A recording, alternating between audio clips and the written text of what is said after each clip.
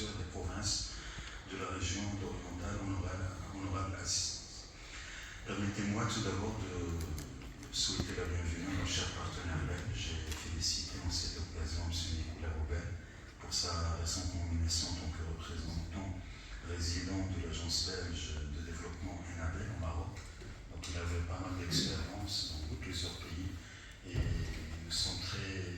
contents de vous voir parmi nous ici au Maroc pour profiter de votre expérience très élargie, très démarquée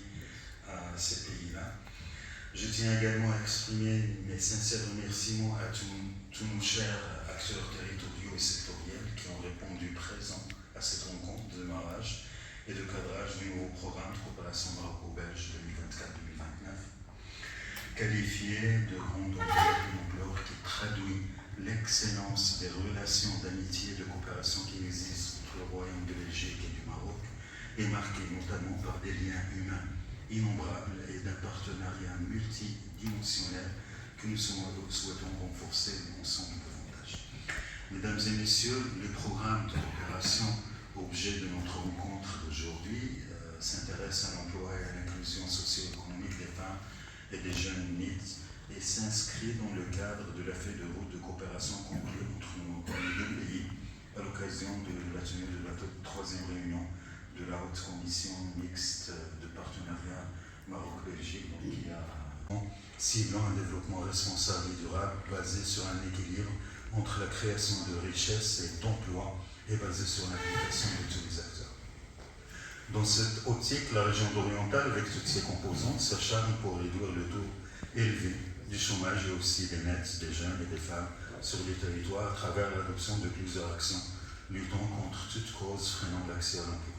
À l'instar de former dans la région, et là, à cette occasion, on remercie la région de Syrie pour l'effort déployé dans ce cadre, parce qu'il y a des incitations, des primes à l'emploi qui encouragent les investisseurs à s'installer à la région orientale, comme le projet d'Active dans l'automobile. Il y a également une autre entreprise qui va démarrer durant ce mois de mai en partenariat avec la Banque mondiale, selon une approche basée sur une intelligence collective territoriale visant l'amélioration du climat des affaires pour promouvoir l'investissement et créer de l'emploi tout en se focalisant sur le renforcement de la compétitivité de la région, l'encouragement de l'entrepreneuriat, la meilleure configuration qui incorpore